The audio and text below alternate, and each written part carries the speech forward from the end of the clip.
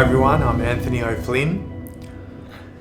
Your relationship with your mind is the most single important relationship that you'll ever have. It never ends, and the quality of this relationship will directly determine the quality of your life.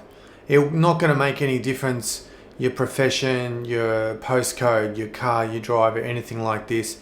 If you have a really dysfunctional relationship with your mind, and more specifically a dysfunctional relationship with your ego itself, which is your identity, as many people would wrongly assume it to be.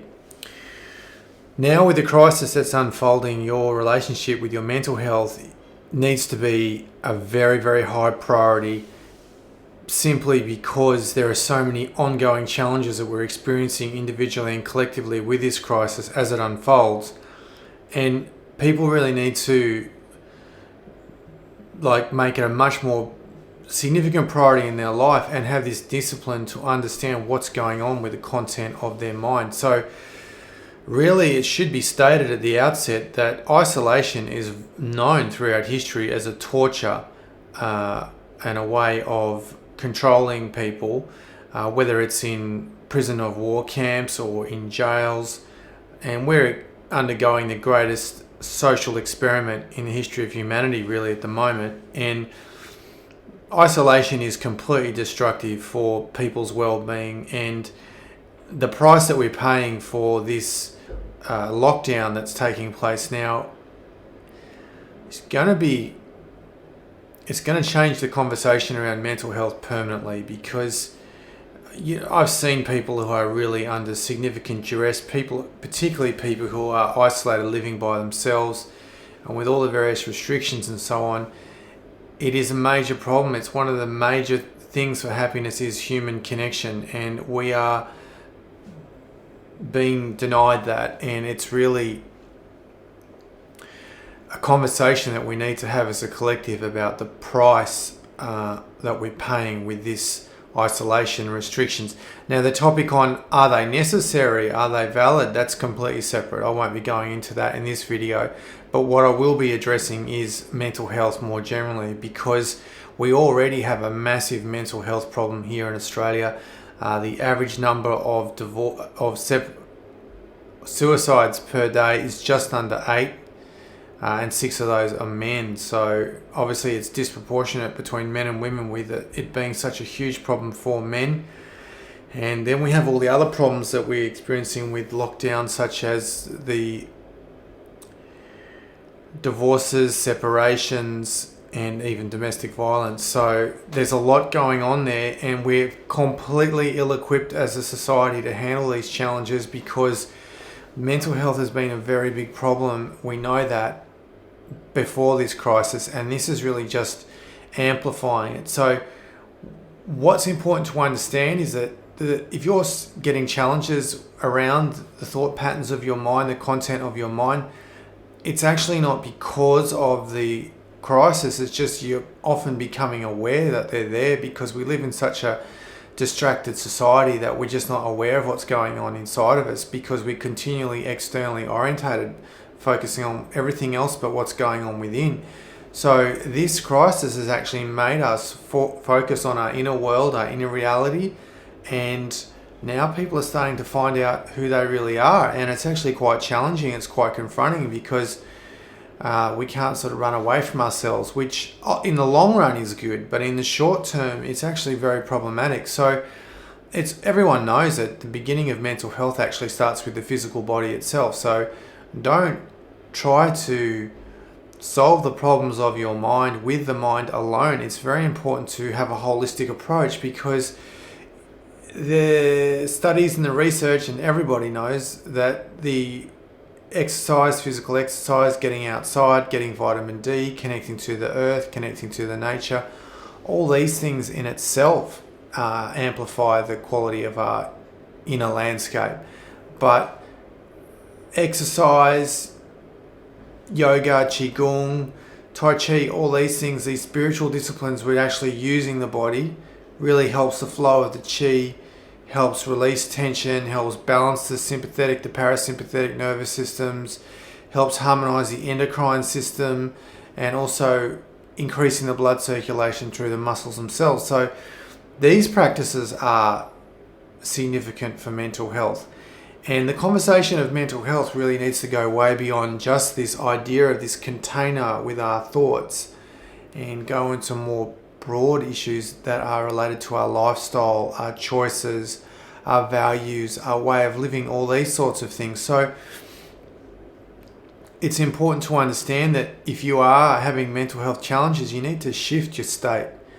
And that's really quite simple, because the worst thing you can do is kind of, we have this analogy, if someone's really having a lot of problems, they just stay at home and stay in bed. I know the restrictions make it difficult in some ways to get out of the house, but that's kind of the worst thing you can do, really, is dwell and ruminate on what's happening within.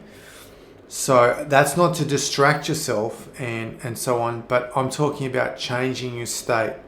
Because the issue we have is very often there is a tendency to try to solve the mental health issues through rumination and through just thinking and thinking and thinking. I see this all the time in my coaching, and it's not the solution. It really isn't, because often you're adding just another layer of suffering, of conditioning, of worry, of anxiety to the mind without creating any solution. So that's why it has been such a profound revelation for people in the West to practice this mindfulness, this practice of presence, to really step out of the mind into this state of awareness, of presence, connecting with the part of us that is eternal, that is enduring, that is the witness consciousness, is the observer, is the watcher. All these phrases are really the ones that are a salvation for many people with regard to their mental health. And to understand that, generally speaking, if someone is suffering mental health issues, I'm talking really about depression now, or anxiety, it generally doesn't be one thing that can trigger it massively, although that's a generalization. Often you'll find it's a gradual spiral down. So that can take place in days, weeks, months, but it can be an event that triggers it, like, a divorce, bankruptcy, lost your job, redundancy, all these sorts of things. But the important thing is to, when the spiral is going down, to catch yourself before you hit rock bottom and start to have some discipline around the thoughts. Now, that's not to suppress the thoughts in your mind. That's the single worst thing you can possibly do, because as Jung said, what you resist persists. And it's really this idea of trying to push an inflatable ball in the pool down, in the pool that's flat, and it just keeps springing up even higher because you're amplifying it then. The tendency is to either, through the use of suggestion, replace the negative thought with a positive thought, which is very, very simple but profound, and therefore it's the use of suggestion, where you're attempting to plug the subconscious mind with positive suggestion, with positive ideas, or more simply just to move into this state of awareness, which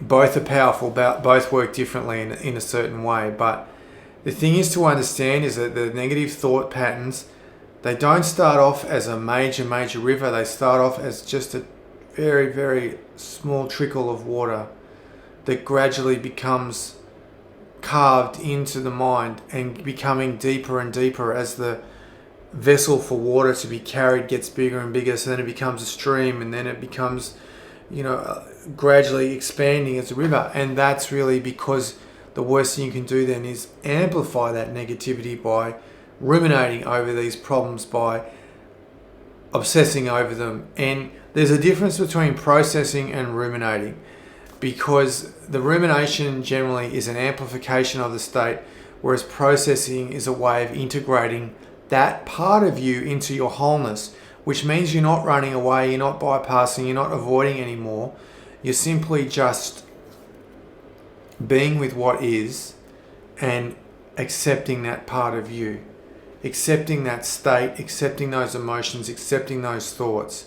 But the key difference is that you really don't want to start to be in a state where you're amplifying those, where you are starting to allow that to become who you are, And that's when things become problematic, because then you start to, your ego then starts to identify with these problems as being who you are, rather than just a temporary state. And this can be very destructive for our mental health, because we're starting to go down this sort of downward spiral. And it doesn't have to be that way. It's ridiculous to think that no one will have difficult moments, difficult periods in their life, challenges and so on. But it's how we relate to those challenges. Is the challenge this big and we're just blowing it completely out of proportion? Is the problem really this big? Is it blowing it out of proportion? And most powerfully, in terms of creating positive states of mind, I won't go into this point now, but just to leave it with you for at least to consider, when you get to the point where you actually realize that you want to experience those states, whether it's anger, frustration, resentment, then that's a huge breakthrough on your awakening journey, in your transformation, because then you're starting to realize that this external issue is actually fuel for an internal form of suffering that needs to be nurtured and energized and fueled. Now, as confronting as that may be, when you start to realize that, hang on, you want to be in these states, then that's when you can really dismantle these programs and so on. So this is something to consider a lot about the mental health, and start to make efforts to refine your mind, transform your mind, and start to have a different relationship with the content of your mind. Thanks for watching. We live in epic times.